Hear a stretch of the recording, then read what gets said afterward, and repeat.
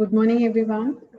So now today we are starting with our module on optical components. Now the first question that comes is, why do we need an optical component?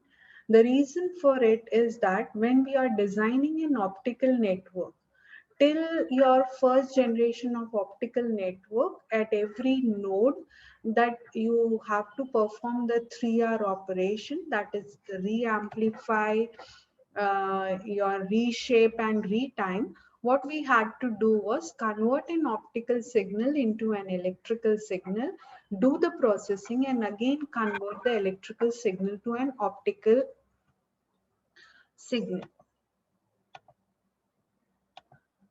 So basically, there was a need of OEO operation, optical to electrical and back from electrical to optical at every node in an optical network. Now, because of this, although the optical communication had, ideally speaking, has an infinite bandwidth, but because of this conversion of signal from optical domain to electrical domain, there was a limitation on the bandwidth because of the electrical circuitry involved. Now, to overcome this, we need the components in an optical for an optical network which do not require the conversion to OEO, that is optical to electrical, electrical to optical, but does all the processing in the optical mode, that is it works in OOO mode. That is, the signal is optical. At the node, the processing is also done in optical domain and the output is also an optical signal. Okay, so basically the components that we are studying in this chapter are based on this OOO operation. That is, without converting it to electrical domain, you do the processing in optical domain, and hence you are not limiting your circuit because of the limitations of electrical circuit, but are able to utilize the ideal bandwidth of the optical domain. Now, the first component very important component in any electrical network is an amplifier. So the first component that we are going to study is an optical amplifier. Now, why do we need any amplifier in any circuit is to boost the signal level. Why do we need to boost the signal level? Because we know, we have seen in the last unit that we covered, that there are various reasons of signal attenuation because of the attenuation in the or absorption of the power, that is because of attenuation in the fiber. At the joints there are losses, and to overcome those losses you need to boost the signal level so that it reaches the destination with minimum sensitivity, or else you won't be able to recover it. Okay, so an optical amplifier, what it does is the input is say an optical pulse, and the output that you get when you are is with the minimum sensitivity. In this process, what may happen is you may have a very low amplitude pulse, say this is a high amplitude pulse, and what you get at the output is again recovering the amplitude. That is what is to be done, which was actually initially done by an electrical amplifier. Now it will be done by an optical amplifier.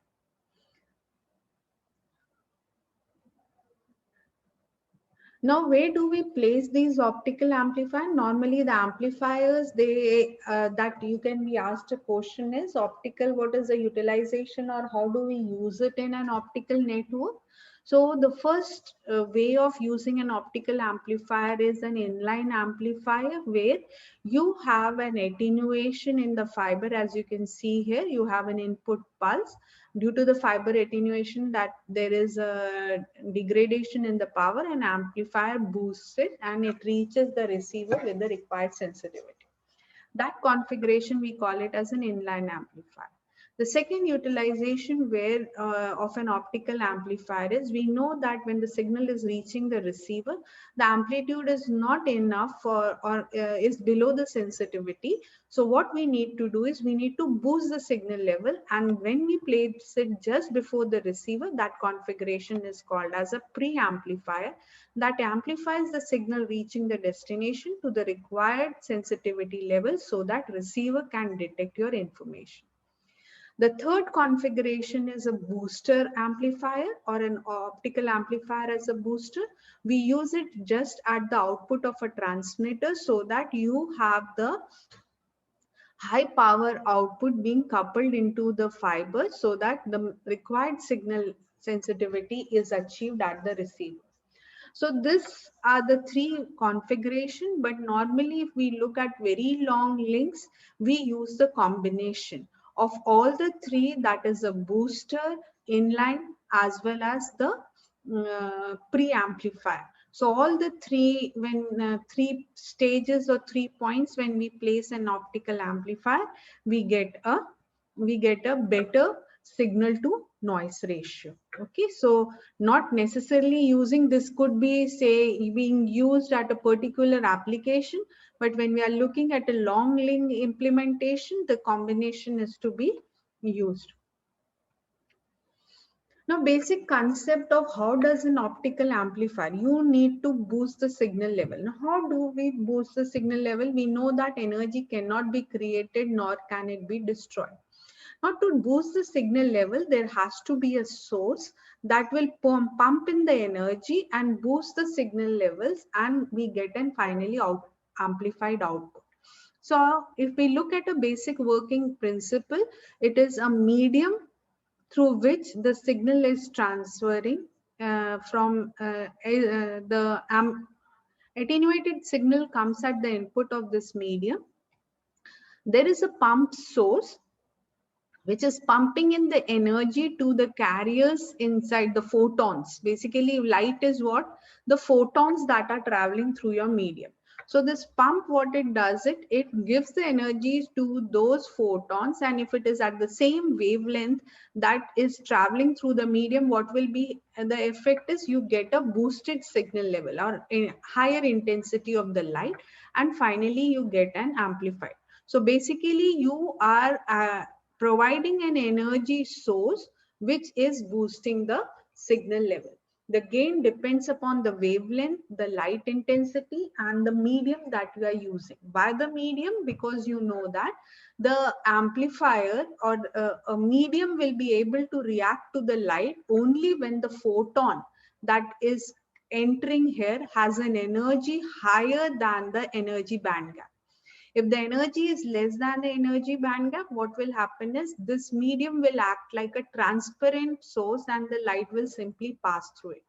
To actually achieve photons at a higher energy or more number of carriers at higher energy, we need to boost the energy using a pump source. Okay, is the point clear? So basically, what we are doing is you have this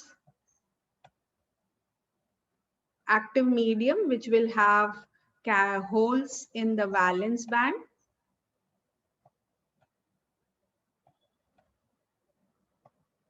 and the electrons in the conduction band.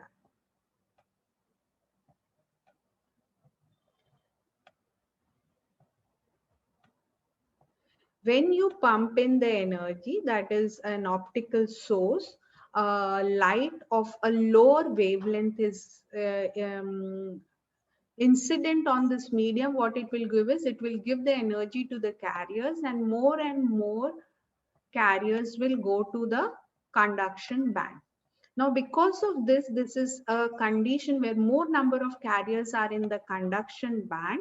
This is a situation called as population inversion. Normally, what we have is under equilibrium condition, you have more carriers in the valence band and less number of carriers in the conduction band. But because of excitation of the carriers from the valence band to the conduction band, we have more number of carriers in the conduction band. That is called as a condition of population inversion.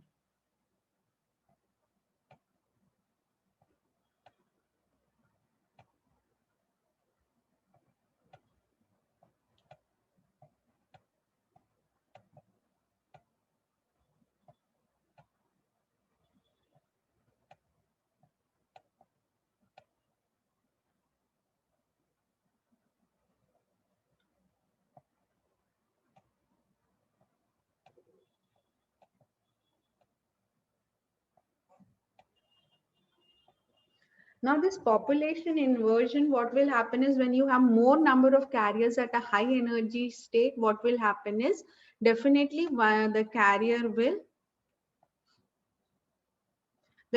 will fall down from the conduction band to the valence band, and the energy will be released in the form of a photon or a light of energy h nu, which is where nu or light with a wavelength which is corresponding to the energy band gap between the conduction and the valence band. Now, when this process of falling from a population inverted state from a conduction band to a valence band is initiated by an external source, we call it as a stimulated emission. That is, one photon that is incident will make one electron to fall down and release of energy. These two will again make two more to fall down, and this will be a fast process, and where lot of energy, photon energy, will be released at a particular wavelength corresponding to the energy band gap between the conduction band and the valence band. So basic concept or working principle of optical amplifier is it has an external pumping source which creates an excitation in your medium through which your light is passing. Because of this excitation, you have a population inversion condition. And when you have this population inversion condition, any stimulation that you give, any light ray that you comes through this medium makes electrons to fall from an excited state to the valence band, and when they fall down they release the energy in the form of a photon, and this process is multiplicative in nature, and therefore lot of photons are released, and this results in the amplification of the signal at a wavelength corresponding to the band gap, that is your EC minus EV, right? Energy of a photon E nu is your frequency, or you can write it as hc by lambda. I can write it as hc. Okay, yeah, is it clear?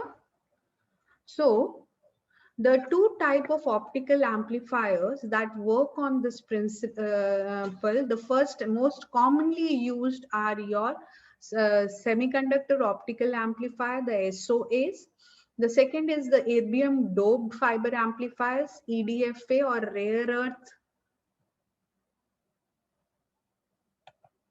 rare earth doped fiber amplifiers, even called as DFAs, the doped fiber amplifiers. And the third one is the Raman amplifier, which works on the principle of non-linearity that we have already seen.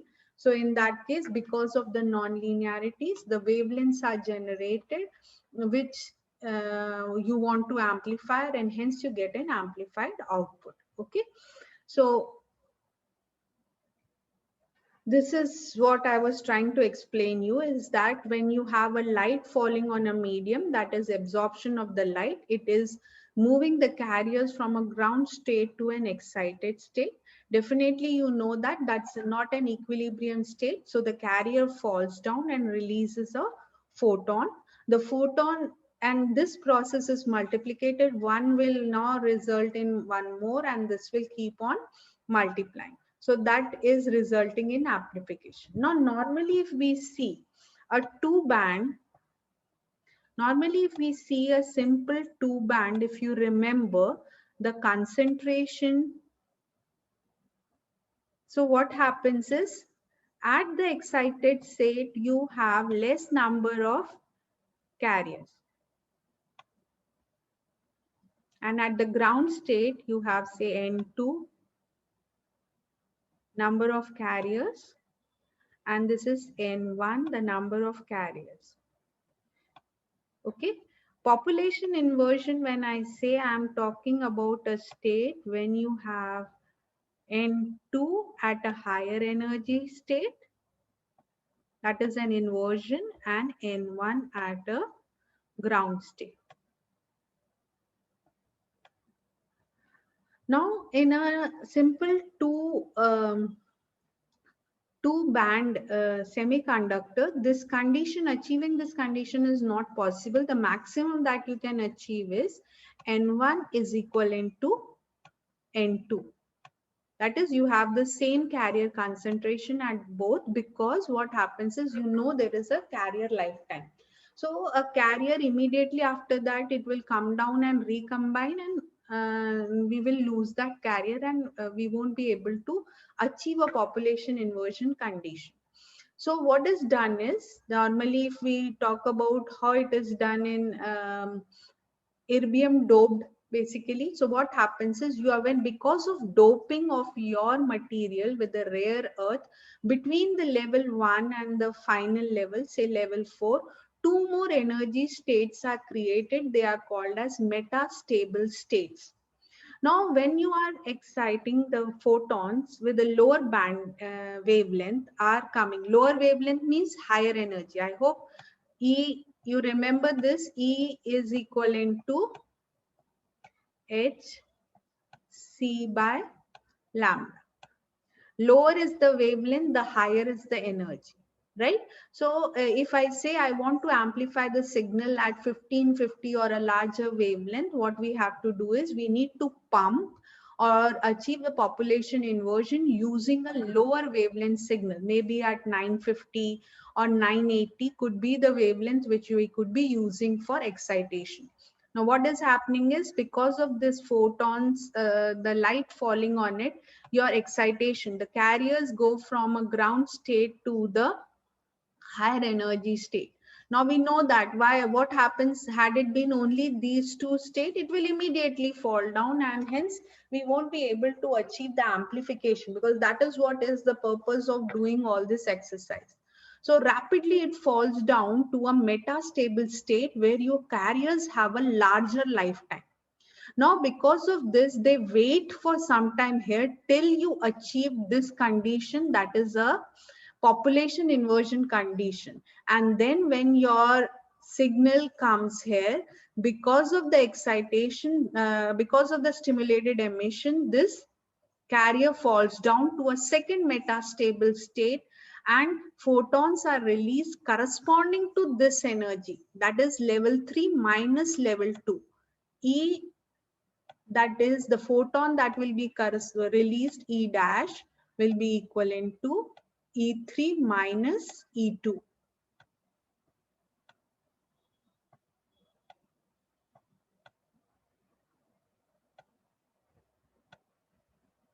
Right? And this will be a stimulated emission, that is, and hence they will be in phase, and we get a more coherent amplified output for the particular wavelength, again corresponding to this band. At the level 2, again it will immediately fall down because of a smaller lifetime, and hence this could be radiative in nature or heating. The energy could be in the form of a heat release, but this will be always radiative, and hence result in the release of photons. Okay, so the first thing that you have to achieve is population inversion, that is more electrons in higher energy level. And this can be achieved by the process of population external energy source. Now this external energy source could be anything. It could be an electrical signal, it could be normally we use as an optical signal. You can also use SOA, uses an external source as an electrical signal, and even the thermal, but the best suited will be an optical source as a pump. Then the medium is, now this SOA, what it is its simple structure is, you have an active medium, that is a semiconductor, that will, the material that we use is of 3,5 group, that is gallium, indium, arsenic. The 3,5 group compounds are used. Now in this, with the electrical signal, what you do is you achieve the population inversion, and when the light comes here, it results in the stimulated emission, and we get an amplified output, the same concept. Now as you see that optical amplifier, this is made up of a single material. So what will happen is it will be able to amplify a single wavelength. It is like a Fabry-Perot cavity, where this medium is here. It will not allow the light to reflect back, and it will release a semi-transparent area here, so that when the amplified signals here come out and there is no coming back, right? No coming, it passes through it only once. But if it comes back, when you will study lasers, you will understand that this works on the same principle, but multiple passes through it amplifies the signal. Here what we are doing is a single pass through it, resulting in amplification of the signal. And since we have the single wavelength being amplified only, so it is definitely working only, or we need to use a different active medium when we want to amplify the different wavelength. Okay, so I can change EG, basically the active medium that I'm using. If I change the material for the active medium, the EG will change, and hence the corresponding wavelength that will be amplified will be changed. So this is what is a structure. As I told you, it's an pumping, or the inversion is achieved. The inversion is achieved through an electrical current, because it's a simple semiconductor, electrical excitation we have. So the weak signal, and we get an amplified output. Here only problem is that the gain is actually not constant. It keeps on changing with the intensity, the wavelength, and hence we have certain problems. And moreover, at a time you are able to excite only a single wavelength.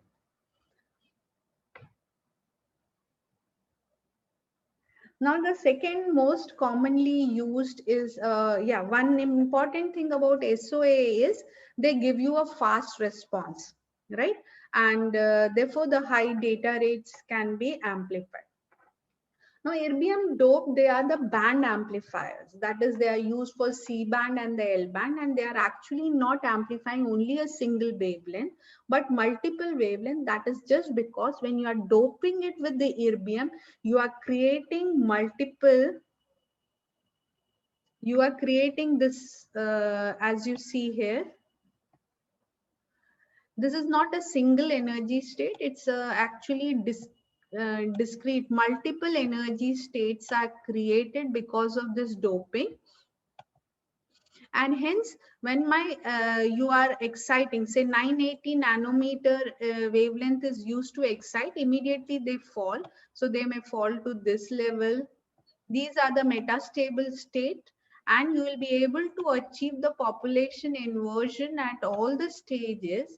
And hence, when your wavelength at a particular wavelength comes, it excites, it interacts with the excited carriers, and they fall down, and hence release in, say, 1550, 1330, all that band amplification can take place with a single device. Because of the doping, you are creating multiple metastable, or a band of metastable state, and hence her energy state ke liye you will be having one corresponding wavelength being released and resulting in amplification.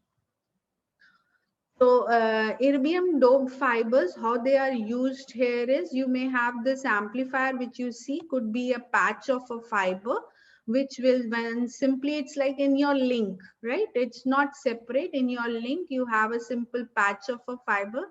When passing through this patch, although there could be a fiber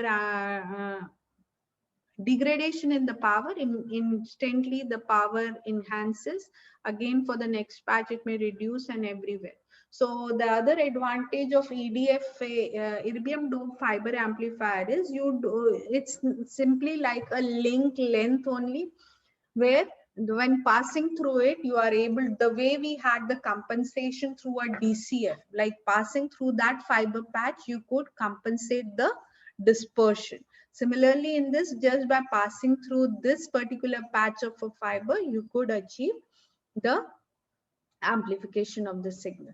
Is it clear, everyone? So it just gives you some data about the application of EDFA is used in submarine optical transmission, and more than 100 EDFA repeaters may be needed to construct one link. So when I'm talking about a link, it could be a link from say Mumbai to New York or whatever you have a link in. Okay, so this I have just now explained. So you may have a joint in a normal fiber of an EDFA and it is being used. Now, one important thing when you are using an EDFA is we need an isolators. As I told you when I was explaining you SOA, that you have the two surfaces with semi-reflecting material coating. The reason why, because we don't want a reflection back in it and cause the signal to move back and forth, resulting in interference. So the isolator, the work of this isolator is it will not allow your signal to come back, and simply it will be allowing the signal to unwanted back reflections, you can say, that can be eliminated using this isolator, and prevents it from multiple passes and resulting in operation which is equivalent to a laser. Okay, so SOA, the advantages, if we compare SOA and EDFA, is it has a small size, transmission, smaller output power than EDFA, but less expensive also. It has got lower gain, high noise. It is polarization dependent. Yeah, that is very important. Is the crystals that you are using in SOA, the semiconductor crystal, that polarization also impacts your SOA performance. And therefore, because when you are passing a signal, you need to see that you don't add any polarization dependent losses in it. And high nonlinearity. So EDFA, it is for a band amplification. It has got low noise figure, polarization independent, suitable for long haul application. It is, we need to actually integrate it in our network. That's a limitation. There are some crosstalk effects in it, and gain saturation effect. Gain saturation is that after a certain level, you don't have any enhancement in the power level. Okay. Now, this was the first part of optical amplifier. Now, the next part we have is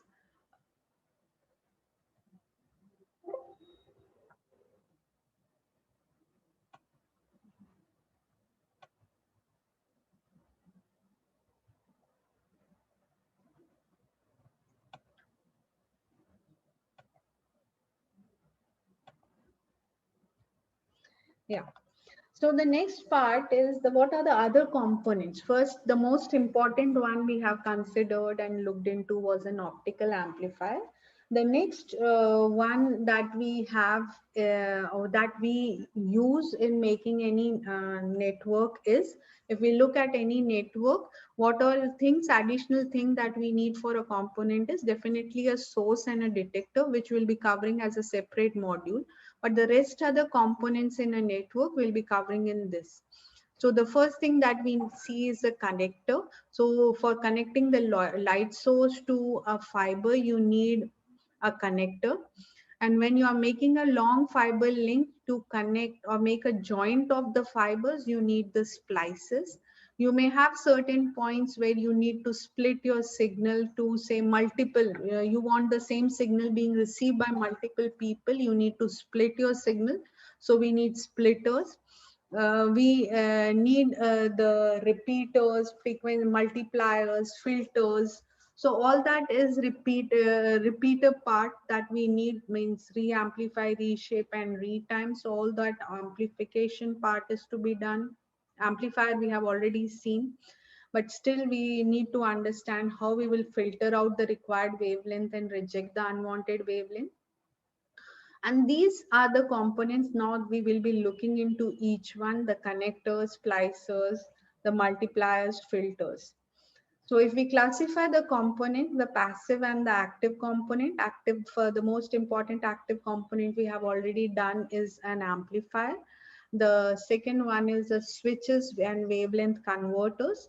The rest are the passive components like connectors, joints, splicers, couplers, isolators, circulators, multiplexer, filter, fiber grating, and Fabry-Perret filters. So each one now we'll be taking in details. So the first, starting with the fiber joint connectors and splicing. The first thing that we need to understand is what is the difference between a connector and a splice. Connector is nothing but a temporary joint, you can say that.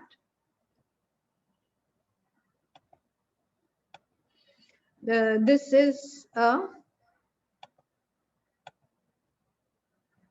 this which you see is a connector, right? This is also a connector, and you see some permanent joint kind of a structure. They are the splices. While doing the problem, we have seen, while doing the budgeting, we have seen that there are certain losses associated with the point of the joints.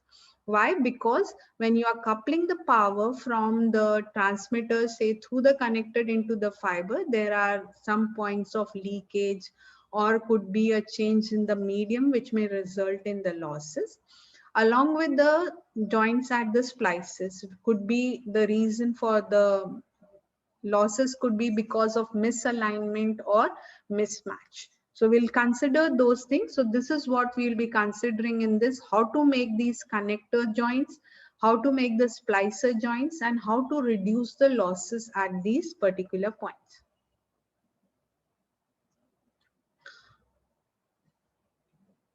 So why do we need the joints is basically maybe at the starting and the end point, and maybe you want to, by installing a link also, you may be needing these connectors. So when you are making a long link, these connectors help you to make the long link. Now, the joint could be through a source to a fiber, and a fiber to a detector. So how do we do this is, normally for the source to the fiber and fiber to the detector, the components that come, they come with the pigtail. We call it as this pigtail. That is a tail where you simply need to insert that point, I think. Yeah, this is the pigtail that is. This is the pigtail that you see that comes along with the component, and this is a connector. You simply need to fix it. Because of this configuration, the losses at the point of the connector are reduced because they are perfectly matched with each other and do not leave any scope for the losses at, or have a minimum losses at the point of connection, maybe because of scattering or because of air gaps existing.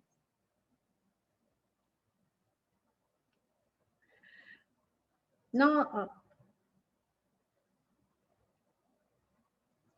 now why do we need the joint? As I was talking about is, when you are laying down a network, there could be a chances that in between the network, there could be some fault with the fiber, a crack in it, or because of which the signal is getting lost. So what we do is we simply remove that patch and make a connection, make a joint of it. Or if you have a long span of a fiber, you just need to, one fiber spool may not be sufficient to make the whole, for the whole link length.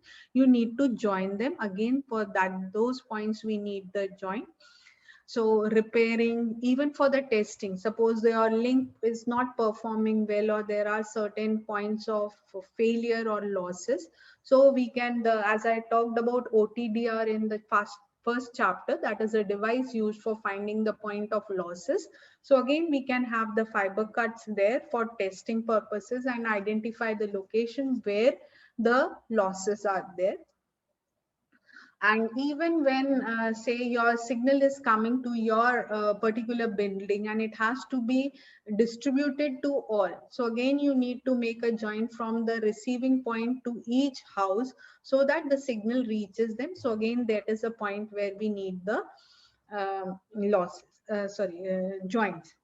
Now, this joint could be temporary in nature or permanent in nature. When it is permanent in nature, we call it as the splice joint.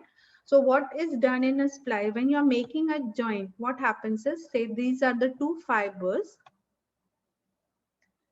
which you want to make a joint, right? So either you can have a kind of a setup in between where this could be inserted and this also could be inserted, and they could make a joint. That is a temporary kind of additional device, so that is mountable and demountable. You can put it and again remove it if not required. The other one that I'm talking about is permanent, is you want to make it a permanent joint for a link. Now for making this permanent joint, we use splicing. It is nothing but a technique which is, say you have these fibers with a rough surface at the point where you want to make a joint. So first thing is you need to file it and smoothen it. And when you bring this perfectly aligned shaped fibers in the presence of an electrode, high electric field, what happens is high field, this is softened and then pressed. They are pressed towards each other, and then under the supervision, in a sense that you keep them perfectly aligned when you are pushing them, so that there is no misalignment at the point of a joint. So this is done in a guided manner, so under maybe an instrument where they are pushed, and hence we have the permanent joint, and there is an electric arc.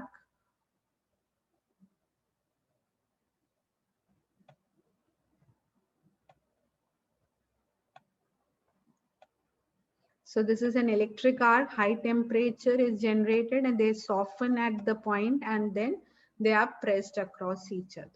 Okay. And again, the joint, as I told you, at couplers or the distributors, splitters, we need to make them. So this is what we'll be looking into. This one I have already covered.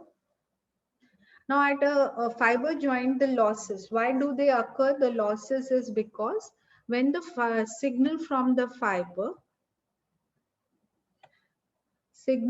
fiber is entering into the other fiber at the point of joint, there is a medium in between them, right? And suppose this is air. Air means with a refractive index of 1. Your core has a refractive index of say 1.48 or 1.45 or 5. So when it moves from this denser medium to the rarer medium, what happens is, we know that the ray will be refracted. And because of which not all the ray coming from one fiber will be able to enter, and hence this becomes a point of loss. Second is, when you are moving from one surface out, at this point what will happen is there could be some reflection back. And again, because of this, and again this will occur at this particular point, that is at entering into the surface, there could be some reflection back, and hence that will result in the losses. The two reasons: one, because of entering from one medium, denser medium, to the rarer medium, because of the refraction, some of the energy is lost. Second, while moving out from one medium, at the point of the junction, there itself, you may, if the surface, that may happen if the surfaces are not perfectly, you can say that having a surface which is not a kind of a mirror, you can say that transparently it can pass, but not having any kind of reflection back into the medium. Now, why there's losses? One is the Fresnel loss, which I explained you just now. That is called as a Fresnel loss at the point of joint. The other two are misalignment and the mismatch. Now, misalignment, what are the kind of misalignment we can have is, if when you are making a joint, there is a larger separation between the two fiber, that is a longitudinal misalignment or end separation. That is because of this long distance. The second could be the axis of first fiber is not perfectly aligned with the second fiber, that they are actually not facing each other perfectly, and hence the energy gets lost. The third is the two fibers at a joint have an angle. That is, they are not perfectly aligned again at this point. So that could be the point of misalignment. Second is the two fibers which you are joining do not have the match properties. That is, they could have a mismatch in the area, that is the core dimensions, the numerical aperture of first fiber and the second fiber is not matched, and the third is the refractive index mismatch. The refractive index of first fiber and the second fiber is not the same. So this is what I was telling you, Fresnel. This is the point of junction, right? You want the ray to completely pass, but this point of junction itself act as a reflecting surface, and some of the energy gets reflected back. And in case there is a gap, right? The two surfaces, there is a gap existing. Now that because of that gap, again, that may be enhancing your reflection back into the medium, and that Fresnel's reflection R is given by Na minus Nb by Na plus. I hope you remember these formulas, but still Na is the refractive index of the core, Nb is the refractive index of the medium. So Na minus Nb upon Na plus Nb the whole square, and Fresnel loss is minus 10 log of 1 minus R. Now this could be, how can we match it? Can you tell me how can I make it 0? Can it be made 0? Log of 1, right? That means R has to be 0. Yes or no? You have to not only talk about the problem, but how do we need to resolve it? Tell me, how do we resolve it? What condition will this Fresnel loss be 0?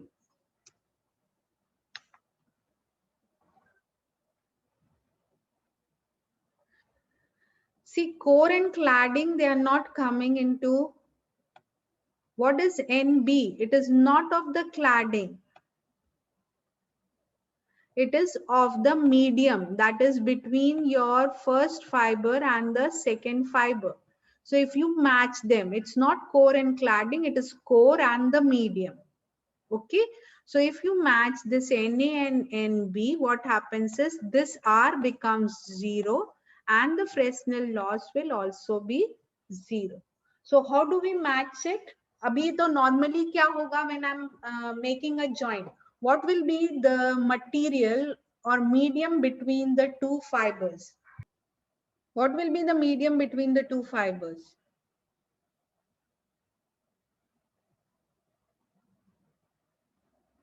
Yes. क्या होगा? Fibre एक fibre है, दूसरी fibre आप joint बना रहे हैं, तो दोनों के बीच में नॉर्मली क्या होगा? Transparent. What is that transparent material? आप दो फाइबर को लेके आ रहे हैं आपस में ज्वाइन करने को, तो बीच में क्या है? Air. Perfect. It is air which is there. Air has a different refractive index. Now, instead of air, if I fill that gap with a material of the same refractive index as the core, that is called as index.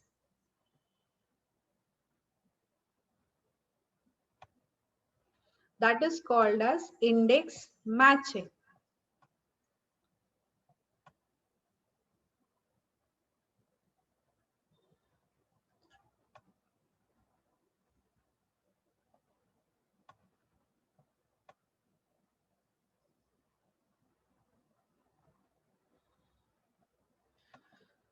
That is called as index matching, and hence what will happen is that even if you have a small, this happens, Fresnel losses is happening because of the air gap, right? So even if you have a gap, you are filling this gap with the same material as the core refractive index, and hence for a ray there is no change in the medium and it simply passes through without any losses. Is it clear? Yes or no? How can you avoid the Fresnel losses? By index matching or filling the gap between the two fibers with an index matching. Normally it is an index matched glue that is used, that is helping us to keep the make no change for the ray traveling in refractive index for it. Is it clear? No change in the refractive index for the ray. Yes or no?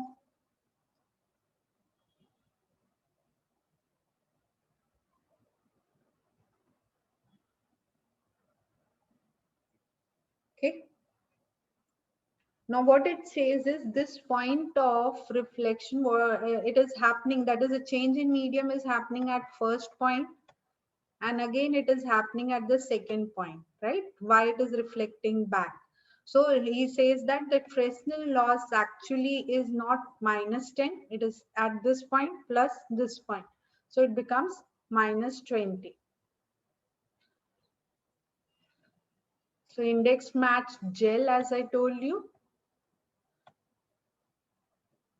same refractive index at the core, and gel reduces the step change in the refractive index.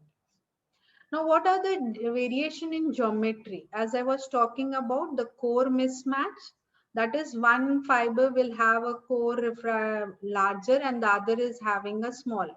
We can even have the reverse, that is this is smaller and this is having a larger core radius, right? Reverse is also there. But in the second case, what is happening is, what is happening is this is small and this is large. So the coupling losses, that is from one fiber to the other because of the fiber mismatch, are negligible. But it is more pronounced when the fiber first has a larger core dimensions as compared to the second, when what happens is the energy in this gap is no more getting coupled and hence get lost. Similarly, for a numerical aperture, this fiber and this fiber, in case the numerical aperture, this is a case which shows that numerical aperture of first fiber is larger than the second fiber. Only a portion of the ray output is getting coupled into the fiber and hence the losses. Had it been reversed, the losses is negligible. That is, this has got a small acceptance angle and this has got a larger. So यहाँ का क्या होगा, पूरा light will be coupled, so losses are negligible. And same with the refractive index mismatch, that is a core first refractive index and the second refractive index. If there is a mismatch, you will get a losses associated. You know that there could be a bending of the signal and which may make your transmitting mode into the leaky mode. The second losses, as I was talking about, is the longitudinal, the separation, the lateral, and the angular. So longitudinal misalignment, there could be a small gap, and definitely this can be reduced by filling this gap with the index matching material. But when it is a lateral misalignment, you know that if as the lateral misalignment, will this loss increase or decrease? Can anyone tell me? Lateral misalignment, that is this gap, increases. Basically, this gaps correspond to the gap between the two axes. If I increase this gap, what will happen to the lateral misalignment losses? Will it increase or will it decrease? Tell me. Losses will decrease. I'm talking about loss, not coupling of the light. loss will increase or decrease when lateral misalignment increases?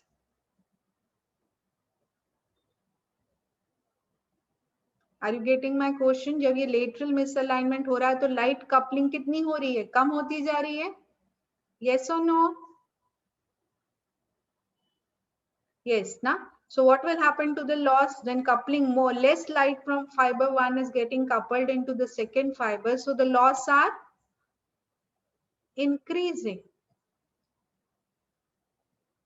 Yes. And same with the angular misalignment, what will happen is as the angular misalignment changes, but that can again be actually to a certain extent compensated if this gap is filled with an index matching, sorry, for an index matched gap, this losses will be higher. For a larger angular misalignment, had it been air, this losses will be reduced. When we are doing this experiment, we will do this and see that what happens is when you have the air, because of the bending from the denser medium to the rarer medium, what happens is some of the modes which was actually not getting coupled, had it been perfectly aligned, now get coupled, and hence the losses are reduced if when it's an air gap, but when it's index match, the losses are more, because what is happening is no index matching, but because of angular misalignment, there are more losses associated with it. Okay.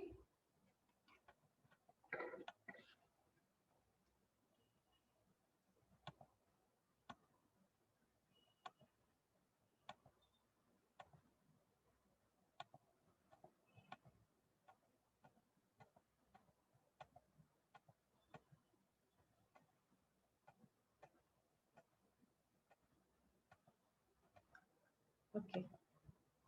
Now, these are certain relations for calculating the lateral misalignment losses and angular losses. I think we'll do these problems after the break. We'll meet at 10:38. It's 10:28, so after 10 minutes, because if I start now, we won't be able to complete this problem. Okay, everyone, are you back?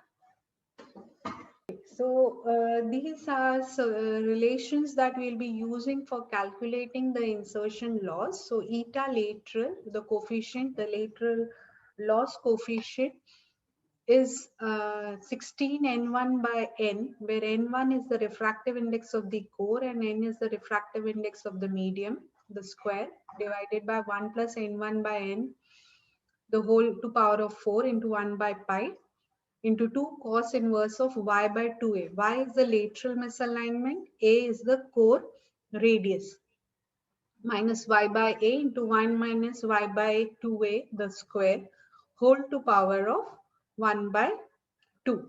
Okay. So in this case, if we see what are the insertion losses, IL is insertion losses and LM is the displacement, that is lateral and longitudinal. So longitudinal, as I have shown you, that it's a separation between the two fibers, and if it is index match, the insertion losses are very less, because for a fiber there is no, for the light there is no change in medium, hence the losses are very low. But lateral misalignment, as I explained you, as the misalignment is increasing, the losses are increasing, and after a certain value, the losses are so shoot up so high. Basically, you can say that minimal or no power is getting inserted from fiber 1 into fiber 2. If we look at the angular misalignment, this is the relation which we use. N1 and N represent the same thing, only theta is the angular misalignment in degrees, and N1 delta is the relative refractive index difference, and we can know that N1 2 delta to power of 1 by 2 is your numerical aperture. So I can write this instead of this term. Some problems you are directly given numerical aperture, we don't have to calculate. So if we see the comparison,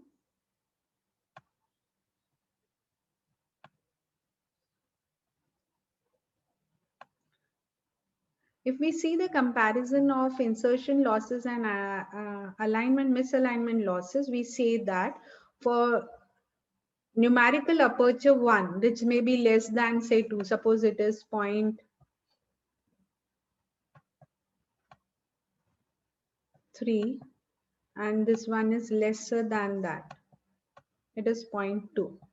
So if we see the numerical aperture with the same air gap in both the cases, that is, it's not index matched. But if the numerical aperture is changing, we know that numerical aperture is the accepting angle. So larger is the accepting angle, more light will be coupled and hence the losses are less compared to a case where numerical aperture is less. But if we say that we keep the numerical aperture constant but change the gap, air gap with an index match, as I was explaining, that lesser light will be coupled from fiber 1 into fiber 2 for an angular misalignment because there is no change in medium and hence lesser light gets coupled and therefore the insertion losses are higher. So our target of our next experiment is to get these plots, okay? Lateral misalignment losses with the lateral misalignment, basically using this mathematical model. Now let's solve one problem because it's important. The question number 1 is, you have a fiber joint with a lateral misalignment. That is, the second fiber is somewhere here. Okay. The N1 is 1.5. There is an air gap between them. That is, N is 1. The diameter is 50 micrometers, means the radius is 25 micrometers. A. Okay. And you have a lateral misalignment of 5 micrometer. Right? You need to calculate the insertion losses. IL in this case, you need to calculate for the lateral misalignment. So you need to use this relation for, yeah. And that you need to repeat for two cases. First case when it's an air gap and second case when it's an index match, that is this one, N is 1.5. First case में N को 1 लेना है, second case में N को 1.5 लेना है.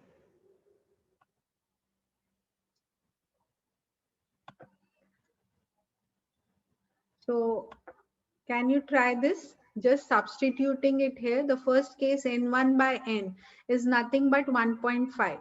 Second case में N by 1 by N is 1. Is it clear? Yes or no? Can you just use this relation to calculate it? Can you do it?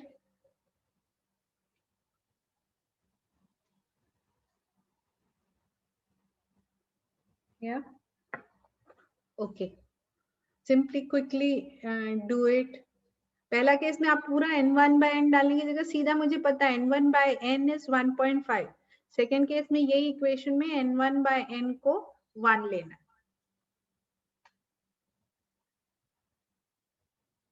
The formula you need to use this for the losses minus 10 log of eta lateral.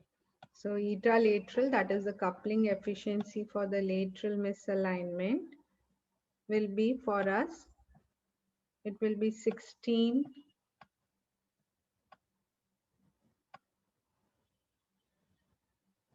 into 1.5 square divided by 2.5 to power of 4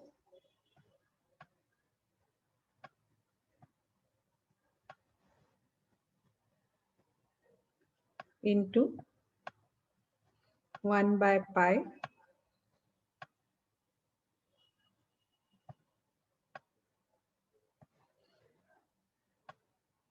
to cos inverse of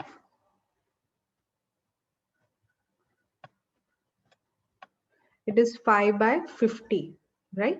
So it is 0.1. 5 is your lateral misalignment and 2A, that is the core diameter. Both are in micrometers, so it will be 0.1.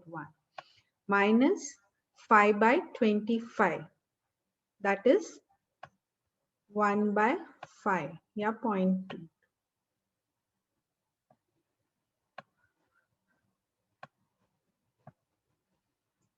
Into 1 minus 1 by 5, that is 0.2 square का root.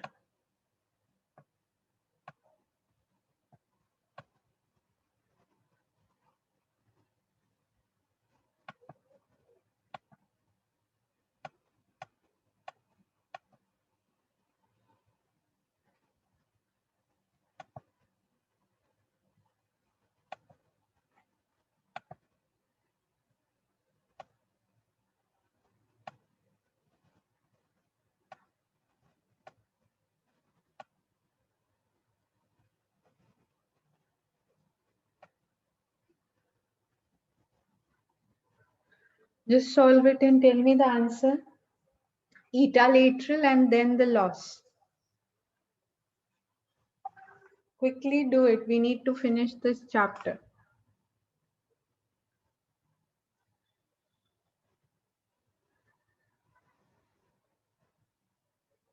Yeah, what is this 49.37 eta?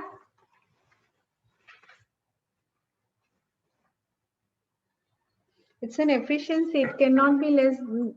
It cannot be more than 1. How 47.37? 2 cos inverse लिया ना. It has to be in radians. हाँ, ये वाला तुमने degree में डाला होगा जरूर. This value has to be in radians.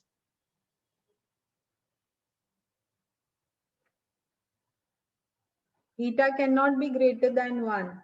It's a coupling efficiency.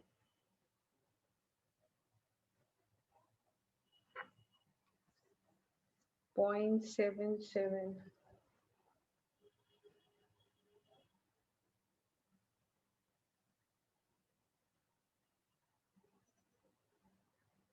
Yeah, 0.804 is the correct answer. Everyone, you can check. And what is the corresponding loss?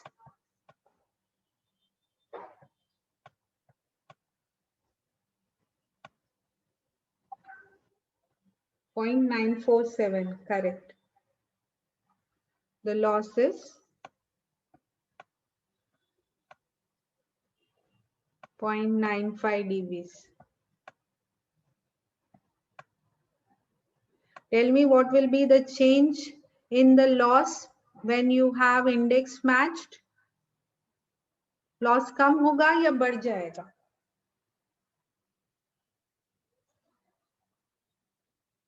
Quickly replace n by 1. माने n1 by n को 1 से replace करिए. That means instead of this 5, now I will have 1.5, I'll have 1, and in the denominator I'll have 2. अपने जो formula लिखा होगा उसमें ही आपको सिर्फ चेंज करना है. 1.5 को 1 करिए, डिनोमिनेटर में 2 करिए, बाकी सबको वैल्यू सेम रहेगा. Yeah, loss is 0.59 dB for the second case.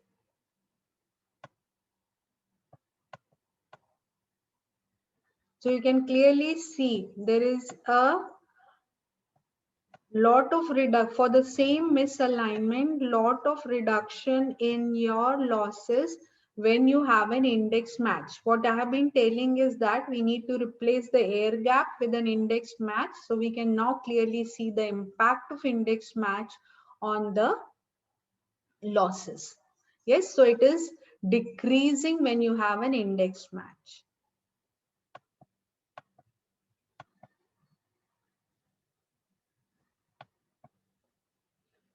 Okay.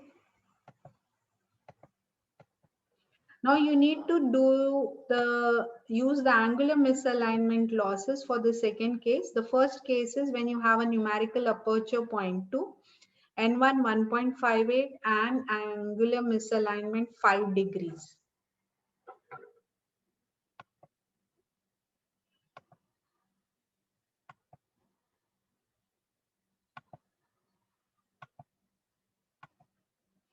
ये एंगुलर मिसअलाइनमेंट का फॉर्मूला है वही। पहला केस में क्या है आपका, N1 is 1.48 and we are taking an air gap, that is we need to take it as 1.5. ये term आपकी same रहेगी into 1 minus n, air gap है तो 1 रहेगा, when theta has to be in radians, right? We are given in degrees, you need to multiply it by pi by 180, and this n1 2 delta to power of 1 by 2 is directly given to you in the numerical as 0.2 first case, and means basically we are not checking for this.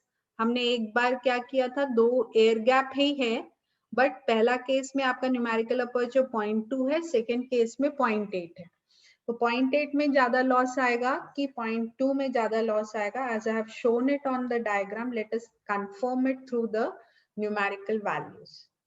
So I'm just rubbing this only and using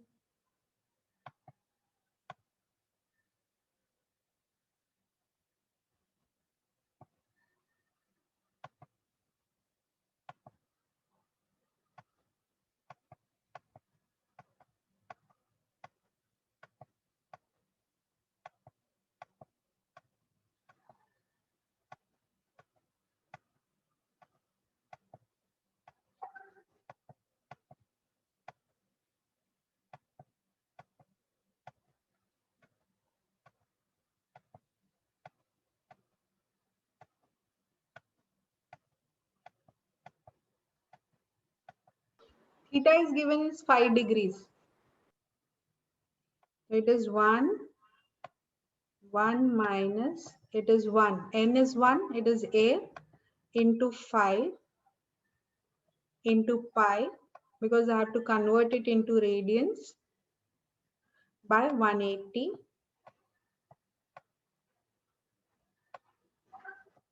is 1 into divided by pi into Na, right? Na हमारा पहला case है 0.2, second case में हम 0.2 को 0.8 से replace करेंगे। Solve it and tell me eta angular and then the loss, the angular coupling efficiency.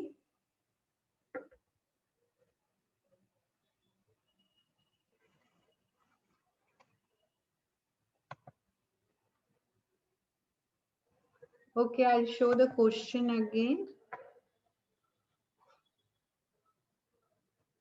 Yeah. The question is, first case you have to solve it twice. First with Na 0.1.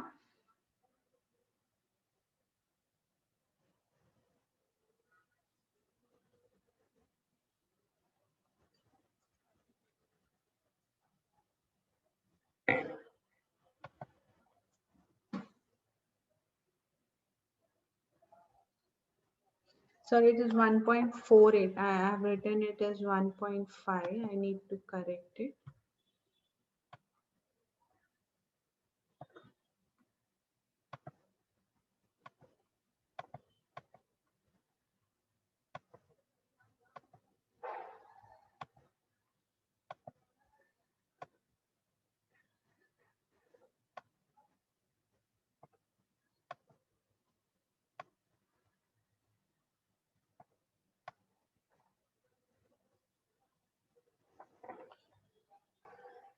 Yeah, 0.797, correct.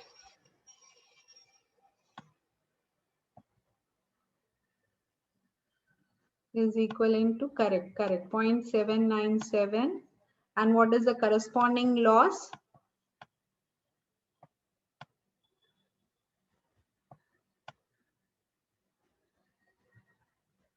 Loss is 0.98 dB. That is 1 dB, correct, 0.98 dB.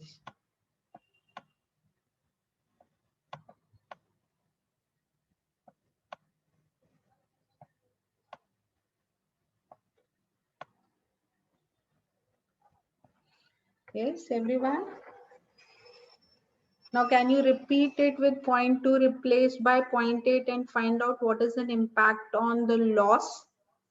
when you have higher numerical aperture? Is the loss decreasing or is the loss increasing when you have higher numerical aperture? Loss decreases, right? In the second case, the loss comes out to be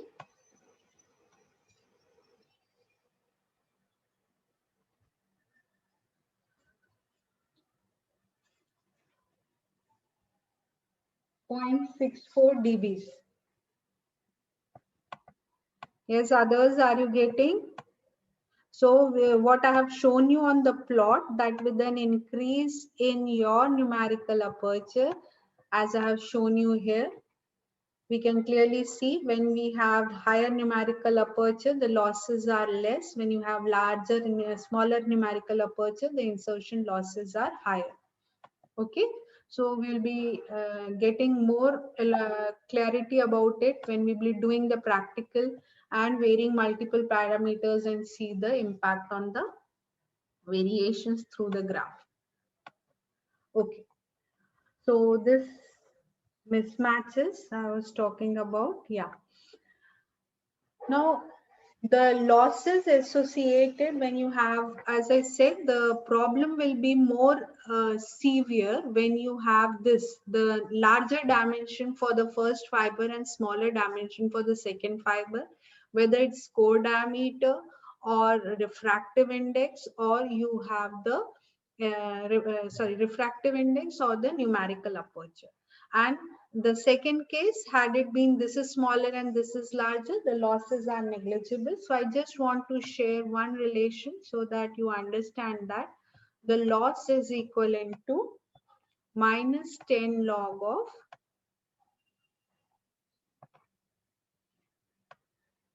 Na2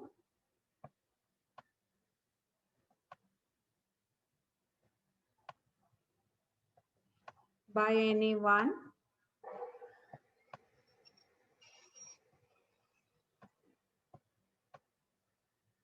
the whole square 10 log of in dBs, right? So, and the other case, as I said, this is corresponding to this case, and the other case, the losses are 0. And the second case, if you have the core diameter, again, the same relationship we have, Na gets replaced by the radius. It's 10 log of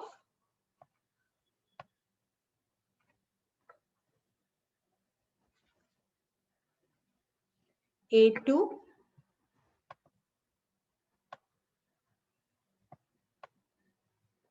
by A1 the whole square in dBs. And when you have the index mismatch, there is a slight variation.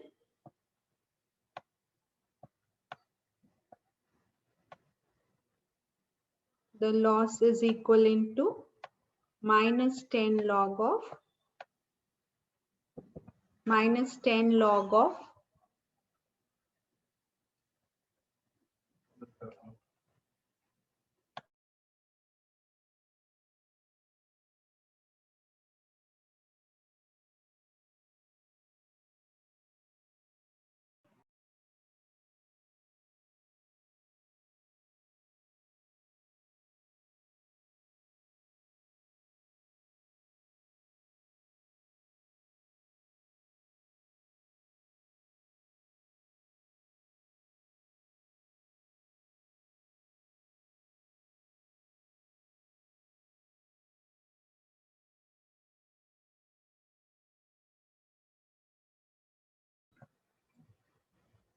Is it visible? It's alpha 2 into alpha 1 plus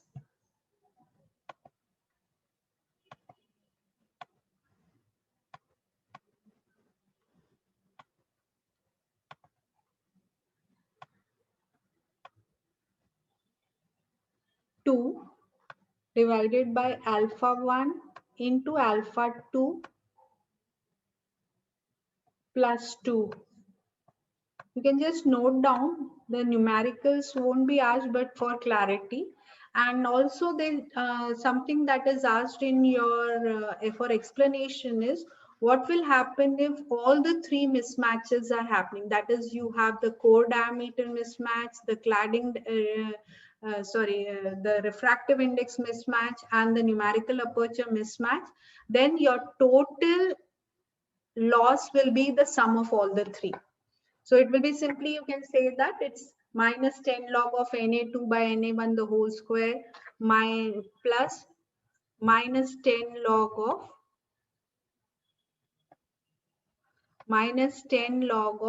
A2 by A1 the whole square,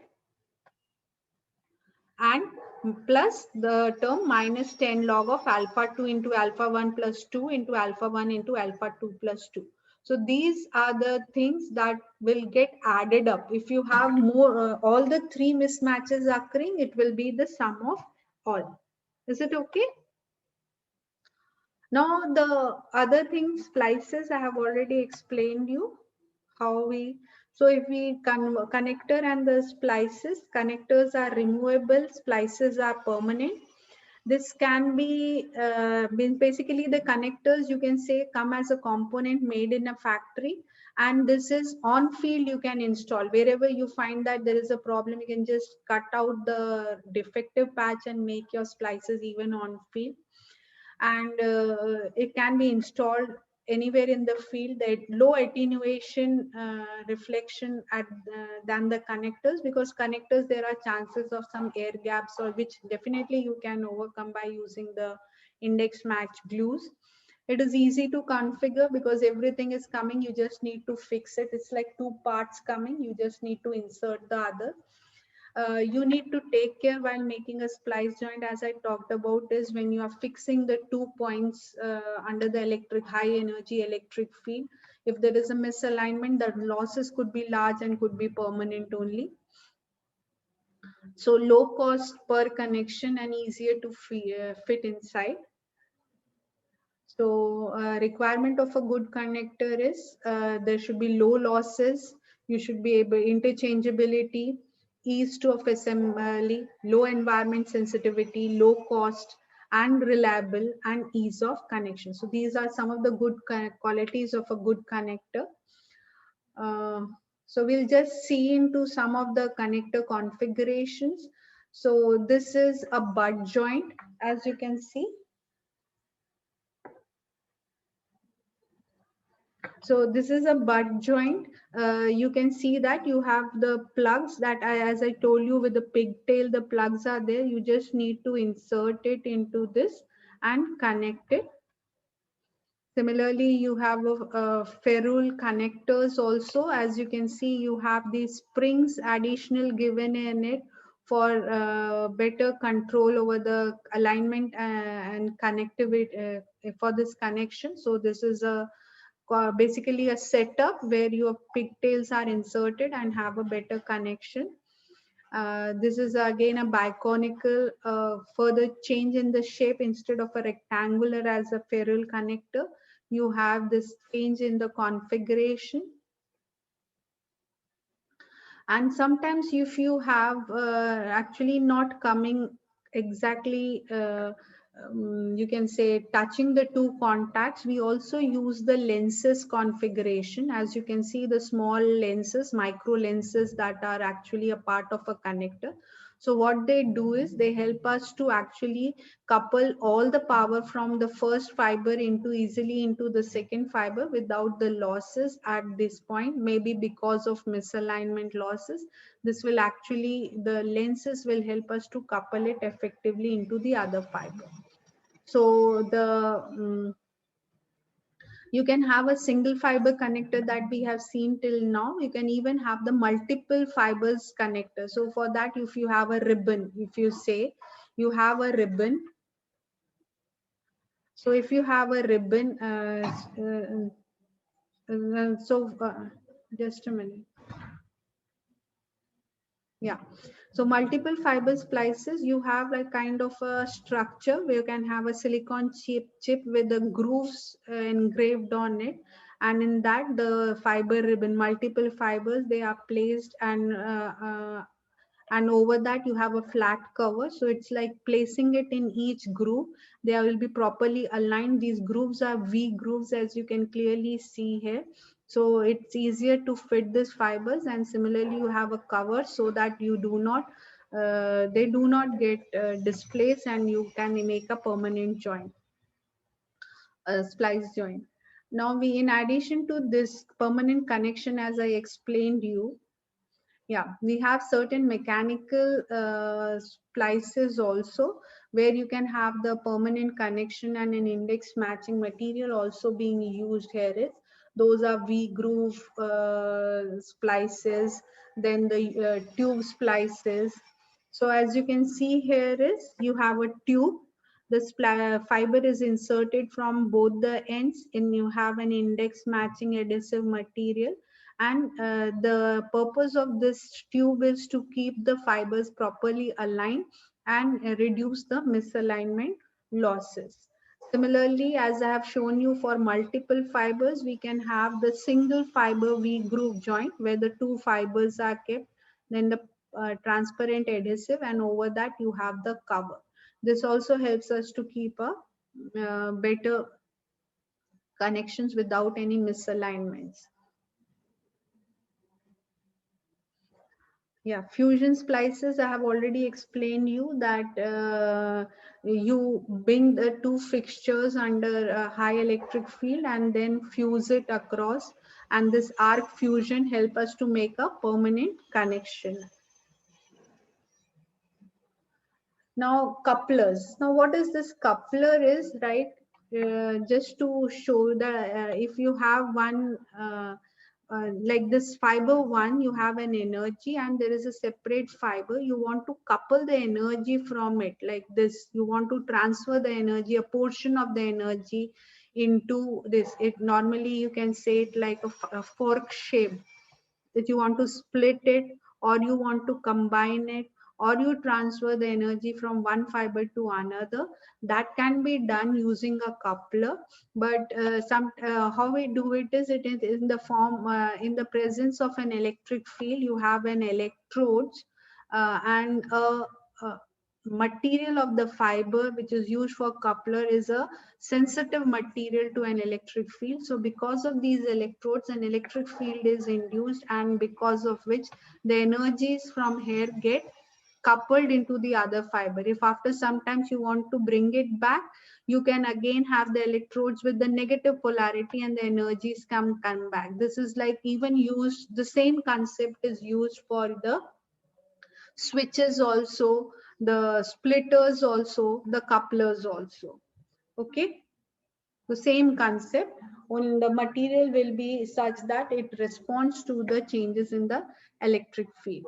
So yeah, now these are the different configurations in which you can actually split one signal into two, from two into one, or from coming from two ends again going to two ends, multiple M inputs and N outputs, or two wavelengths coming and wavelength multiplexers. So all this configuration that you see as a different name are using the same principle. So passive will be, you will be just not providing an additional energy. They will be simply as per the connection, the energies will be coupled from one to the another. So this is a combiner. As you can see, two inputs are combining, combine and go, and that's called as a bicoupler. Then a star coupler, we have N inputs and going to the M output ports. This is a tree coupler configuration, one input going to the M ports, or N inputs coming going to the one output port. So directional coupler, that directivity definitely can be provided by setting the energy, that amount of power that we need to couple. Sometimes we want it 50-50% being coupled. Sometimes we want another. So what is actually happening is, when you are putting an electric field, as I told you, there is a change in the refractive index. And hence what happens is, because of the electric field, there is a change in the refractive energy, and therefore some of the power, the energy is getting coupled depend upon the change in the refractive, and hence maybe initially it could be 50-50%, or with the change in electric field this 30% gets coupled here or 70% gets coupled here. So this just gives you a relation about the coupling ratio, that is how much is coupled PC power divided by the total power coming at the output, that is PC plus PT. Now, one more important thing in your optical connections is your mixing. That, as I already explained while explaining you four-way mixing, is that your non-linearity in your device is used for creating the signals at multiple frequencies. But if you are creating those frequencies, how we can filter out or get the required wavelength, I should say, not frequency, we use the filters. So the filters that are most commonly used are thin film filters, also called as electrons, or even the Fabry-Perot cavity, which we have seen in optical. So there are different techniques in multiplexing light signal onto a single fiber. This first, let me explain this, then I'll come back.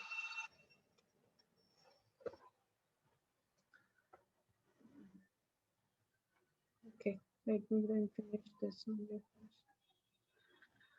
Okay, the optical multiplexing technique, the two techniques that we use for multiplexing is optical time domain multiplexing and wave division. So time is the same concept as you have studied in the frequency domain, that is separate wavelengths get a different time slot for transmission of signal, and wave division multiplexing is you have multiple waves, means different signal travel through the different wavelength, that is the whole channel, as you use different frequencies for sending different signals, here the different wavelengths, and where multiple low frequency signals can be coupled onto it.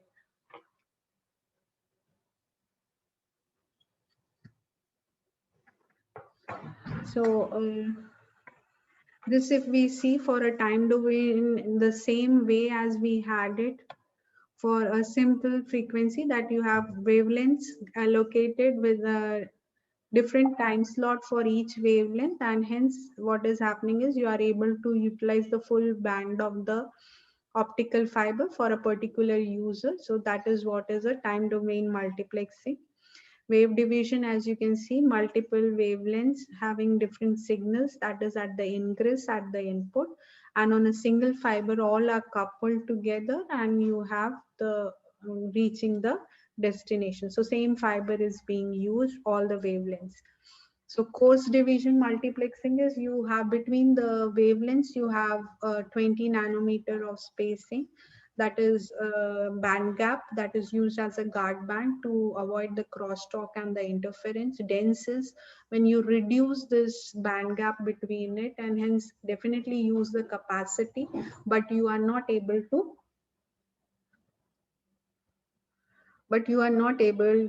uses a large number of channels can be coupled into the fiber. Now, while making a network, one more important component is this multiplexer, that is an add drop multiplexer. So what it does is you have this network component. For effective utilization of your whole band, we may not be needing this whole band to be available, because if we fix this whole band, all the signal will be not be required to travel from the source to the destination, but at certain points you may want it to drop and add certain signals. So effective utilization of your band, what we have is a add drop multiplexer. So what is done is at the input, all the wavelengths, they are multiplexed and fed into it, and at the point where you at a node where you want to drop a certain signal, it's demultiplexed, and a certain wavelength you can simply filter out and remove it. And at the other and at the same node, if you want to add certain wavelengths, that can be added again, multiplexed, and further sent through your channel. So this helps us to have an effective utilization of our fiber link. Yeah, coming to the filters, which I was explaining. So the function of a filter is that when a light source is coming through it, it will allow a certain wavelength to travel and the others will be rejected. So the advantage of this will be that you are actually working or amplifying that only particular wavelength and not working on the wavelengths which are not required. So for that, we can use either the filters, right? So mirrors can be used, that will just a material that allows a certain wavelength to pass through it and others are reflected back. Some other type of filters are you use a kind of a coating. So that coating material absorbs certain wavelengths and therefore we are able to filter out certain and allow certain waves. So this filters can be a low band, high band or a band pass filters. Yeah. Now, one very commonly used filtering is the fiber Bragg's grating. So what is it is in the fiber, a patch of a fiber as you see it here, you have the patches of changing refractive index. So these are acting as with the change in refractive index and also the spacing, that is the pattern that you see. It's like a pattern that you are following, that some low, high, low, this is how it looks like when you see the fiber refractive index of this particular patch. And because of this change, what happens is only certain wavelengths, other some modes that are traveling, only certain wavelengths are able to pass and the other get removed as the leaky mode. And that definitely depends upon the spacing of the refractive index. So as I was talking about the refractive index, for this particular patch, you see a variation in the refractive index, which is following a step, and hence it allows only certain wavelengths lambda b to come, where lambda b is given by 2Na, where n is the refractive index of the grating and A is the grating period, that lambda which was shown. Okay. Now, how do we manufacture it is we use photosensitive material for making this fiber Bragg grating, whose characteristics change with the light falling on it. So they are exposed to the ultraviolet light using the mask, and depending upon the intensity of the light falling on it, those refractive index changes can be made. So two processes are used. One is the interference, that is interfering with the material, and the mask being used. So we can have different patterns of fiber Bragg's grating depending upon the kind of wavelength that you want to select. Yeah, Fabry-Perret filter, as I talked about when we were talking about optical. Yeah. So it's a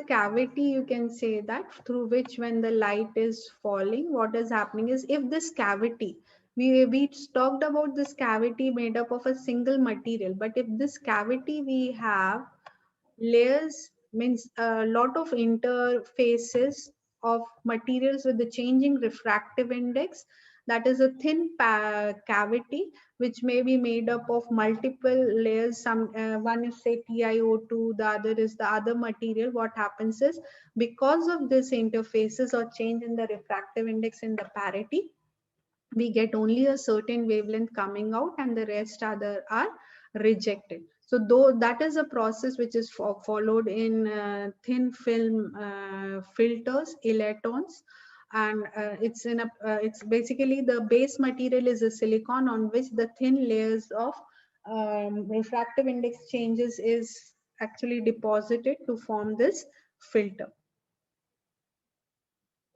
So as you see, when the input light is coming, electron,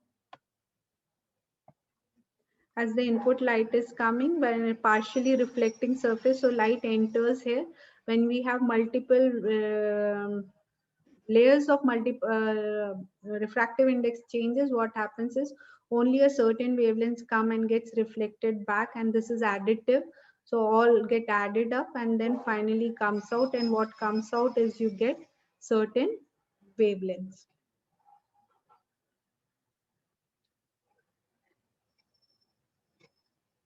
Yeah.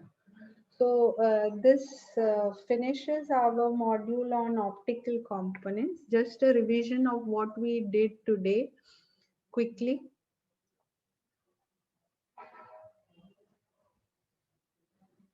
So we started with the joints. The requirement of the joints is to basically make our connections, which will help us to make a long link and have a minimum losses. So first, we saw what are the passive components and the active components. The joints, the couplers, isolators, circulators, switches, circulators, and the filters, they are the passive components. The active components are the switches, the wavelength converters, and optical amplifiers.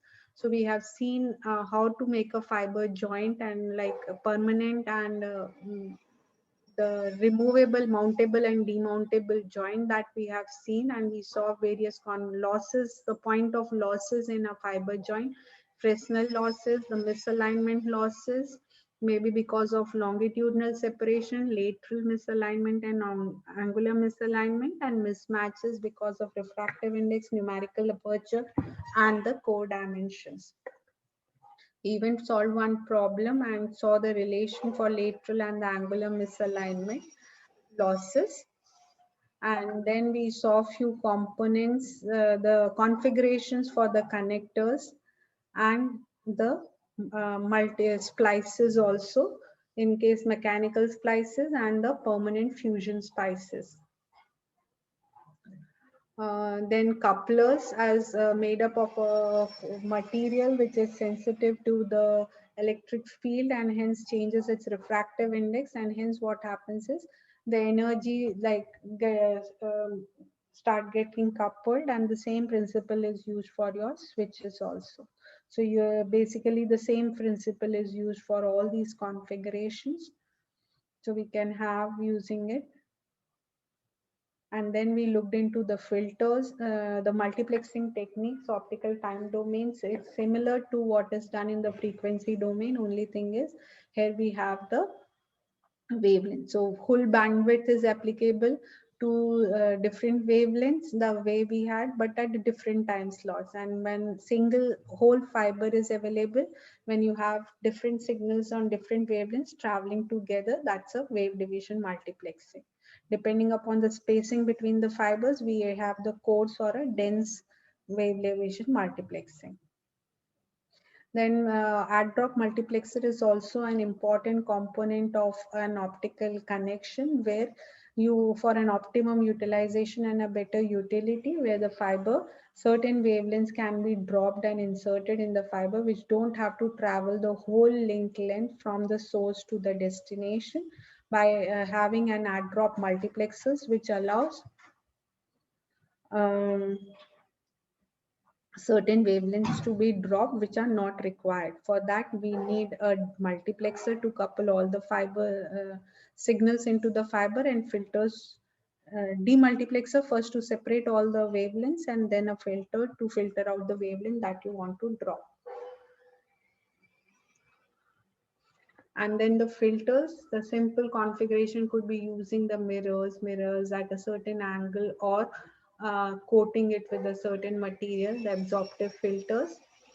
And the most commonly used is a Fabry-Perot cavity, and Bragg's grating is used, where you have a refractive index changes in the fiber itself, where a certain wavelength only passes through it and others get rejected.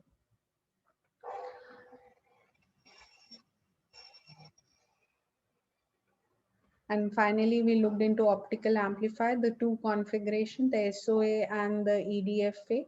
And the basic working principle is pumping, so that the energy of the carrier is enhanced from the conduction band they come to, sorry, valence band they come to the conduction band, and as soon as its input comes a light source, so due to stimulated emission you have multiple carriers falling down and hence adding to the wavelength, same wavelength and coherent with it, and hence we get an amplified output. And this can SOA can do it for a single wavelength, but EDFA has a capacity to do a band amplification, because when you are doping it, you are creating multiple bands, energy, discrete energy state, which help us to amplify multiple wavelengths. And where do we use these optical amplifier? As inline, preamplifier, or the power boosters. So this is what we did today. We'll meet at 12 for the practical. Is it clear to all of you?